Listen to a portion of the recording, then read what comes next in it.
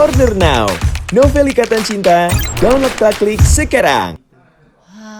Apa ya? Mungkin sebenarnya kalau dibilang rendah hati. Perjalanan karir Bunda Nurul kan dulu awalnya tampil heboh, dan sekarang udah agak kalem. Ya. Gitu. Bisa diceritain Bunda sedikit perjalanan karir? Ya itu proses ya, karena kan dulu masih muda, energi masih oke. Sebenarnya energi masih tetap aku simpan oke sih, walaupun usia udah nambah, tapi energi harus tetap sama gitu.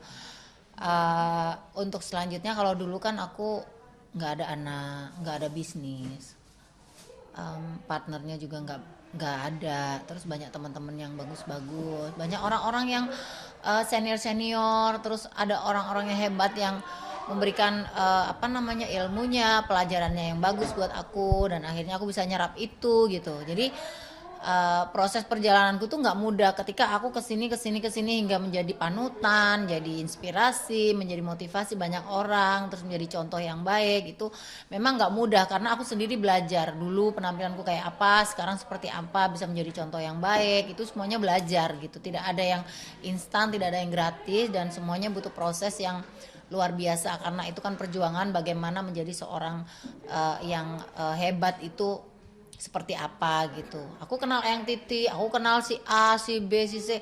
Tetap ya, beliau-beliau itu orang hebat yang ilmunya harus diambil gitu. Kalau nggak bisa diambil dicuri gitu.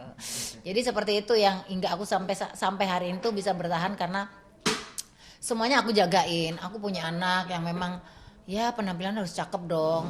Secara kan Ivan kan udah gede, mama penampilannya, bajunya jangan gitu, apalah gitu.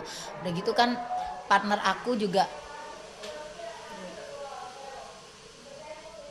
kan juga banyak ya, aku juga punya bisnis, dan aku menjaga dong bagaimana penampilan, bagaimana sosok seorang Inulnya seperti apa gitu ya, jaga semuanya aja gitu. Meski sekarang kan hidup udah berkecukupan Bunda, tapi kan Bunda makin rendah hati untuk gitu.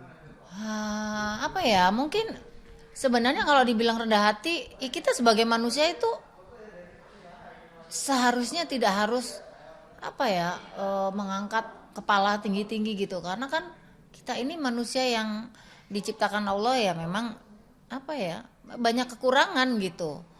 Nah kalau kita istilahnya harus seperti ini loh gue gitu, masih ada kok yang lebih dari gue juga kan gitu. Jadi ya kalau ngomongin rendah hati ya, kita sebagai manusia memang harus begitu gitu, supaya nggak jumawah, supaya nggak dibilang angkuh atau sombong gitu ya. Ya semampunya kita menjadi orang baik aja seperti apa gitu. Yang penting tidak menyakiti.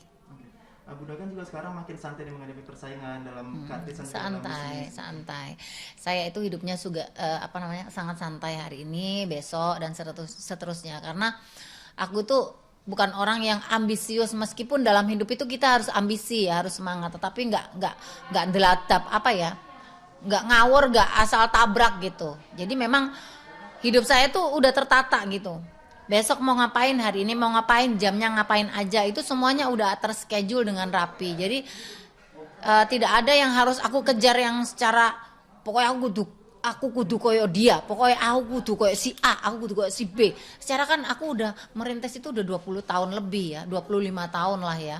Sebagian hidup aku itu udah prosesnya udah panjang, udah pernah menikmati naik jet pribadi sebelum banyak orang pamer jet pribadi. Aku dulu walaupun nggak punya, aku pernah nyewa sekali trip dari Jakarta Surabaya, pernah aku buang uang 175 juta hanya dalam sekejap. Udah pernah naik pesawat pribadi, pesawat presiden udah pernah. Terus honor paling tinggi juga udah pernah. Aku punya ini dan itu dulu sebelum yang lain-lain lewat, aku udah pernah ngalamin itu semua. Terus sekarang apa yang aku cari? Hanya bersyukur sama Allah aja, karena aku sekarang di usia yang tidak muda lagi.